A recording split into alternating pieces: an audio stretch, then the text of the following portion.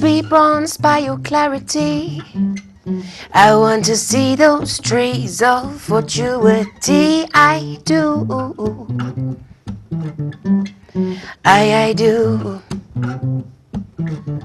Move over. Give me a seat. Move over.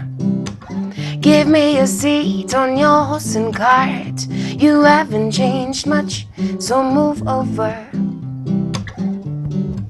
La la la la da day, la da da day, la da da do be ballet, ba baby. La la la la da day, la da da day, la da da do be ballet, ba baby. Move over, yeah. Move over, yeah, yeah, yeah.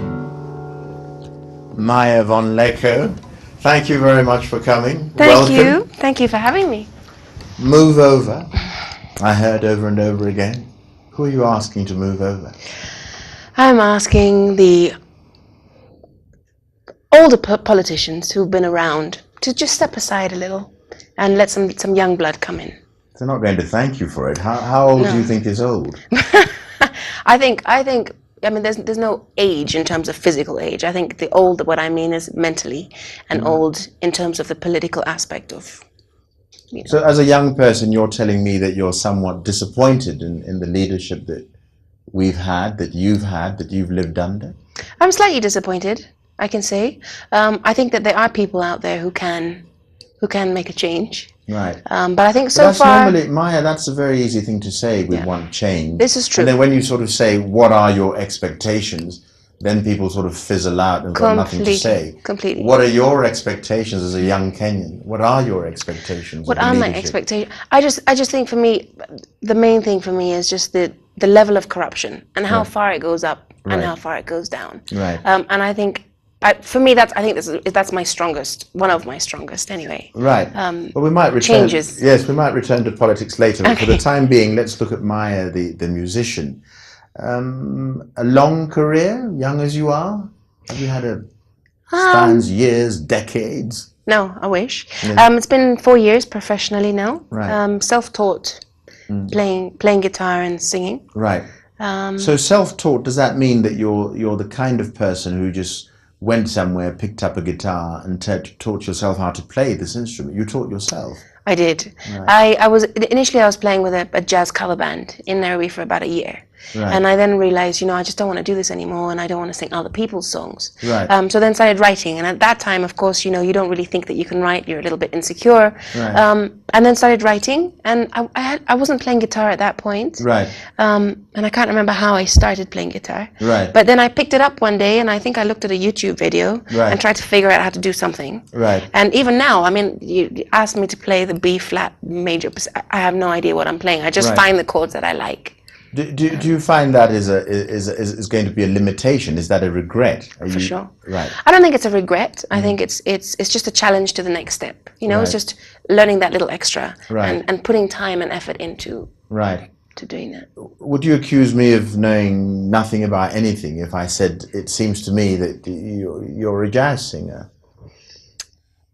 Or you tend towards jazz? That's the kind of singing that you like to do. I think tend towards jazz. I grew up on jazz. My mum was a big jazz listener. Yeah. And so, I used to sit in front of the stereo with all the, back in those days, you used to have the CDs with all the lyrics. Right. So I used to sit there in front of the CD player with all the lyrics and just go through songs. Yes. So jazz has definitely played a big role. I wouldn't say that I'm a jazz musician. I'd say that I dabble in between. Right. And the career that you've had, Maia, has it taken you to Kenya, to Uganda, to Tanzania, across the globe?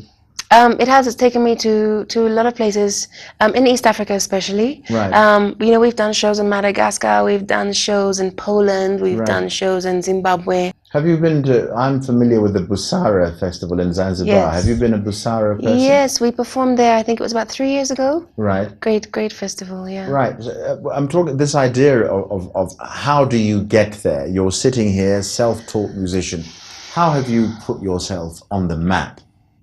It has been really difficult. And I think you just have to have a persistence and just some sort of a business frenzy where you're able just to figure out I don't know. I can't tell you how I've done it. And I just know that I've hustled. Yeah. And you're just following up. And, you know, of course, like so we all do it. Do you have a producer, an agent, a publicist, a minder, a PA? Manager? No, I have none of that. I am all of those things. Right. For yourself? For myself. And of course, like I'm looking, you know, you look for booking agents, especially in other countries. You look for managers who could possibly help you. But it's really difficult. And especially now, I think in the music industry and the way that the music industry is changing so much. Right. Financially, it's really difficult for people to say, yes, I'll take you on board, John, and I'm going to fly you to here to do this and do that. You know, that doesn't happen anymore. But we've got all these festivals where people have sort of, you know, project this, and if you win, you get signed onto a record label. Almost invariably, it's a South African label.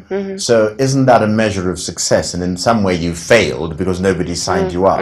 Is that being unkind? No, I don't think so. I think, but in terms of being signed up now by a record label, is, you know, next to nothing, really. Right. In terms of, you know, Universal and Sony and all those big guys, they don't have the resources as to what they used to have in terms of selling albums. I mean, who buys albums now these days? Right. And it really, I think that the new platform is social media, downloads, you know, all of that. Downloads largely for free. Downloads largely for free. So is this just going to be a hobby? Because you're not. I mean, like most young people, maybe your family wasn't that keen that you become a musician, and now you're telling me that you're not going to make any money out of it, so they're even more unhappy. What's your response to them then? I think there's always a way. There's always a way to make money somehow. Right. I mean, I'm not one of those people to be like, yes, I want to be famous, be like Beyonce and make, you know, however, like, for me, I really like doing what I do. Right. I'm passionate about doing what I do, and I couldn't see myself, you know, doing anything else. In terms of having a mother who was very like, music's not going to make you money. You need to do another job. So I studied. I was I studied hotel management, and that is my profession. Right. And of course, like in some ways, did you ever profess it? Did you manage a hotel? I did profess it, and I've managed a few boutique hotels. And in some ways, I'm like, yes, you know, my mum was right. Yes.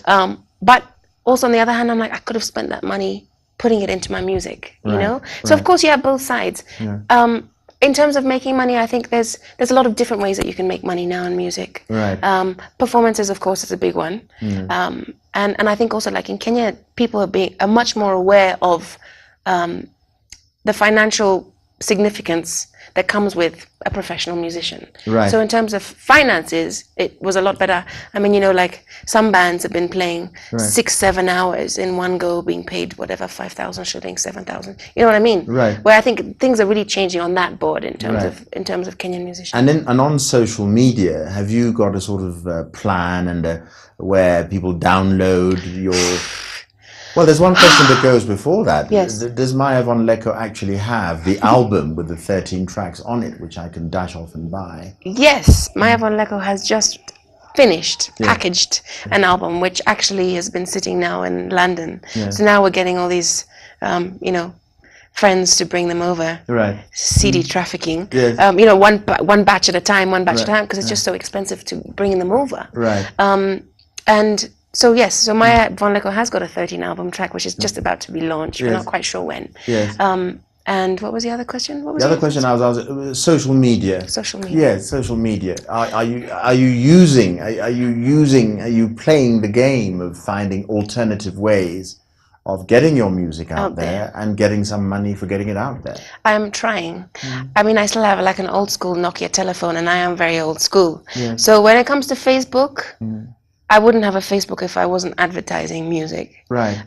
You know, but I do. I'm on it. I wouldn't say, you know, I mean, I spoke to Kaz the other day. She's like, I detweeted you because you're not active. Yeah. And it's true. I have a Twitter account. I might use it once in a blue moon. Yeah. But it is getting into that because that's the way that the world's going, you know? Right. So you're having to adjust in the same way that we went from cassettes to CDs to DVDs, and the world's moving on. Completely. And even now, not buying CDs, you have a download number that you download the thing and, you know.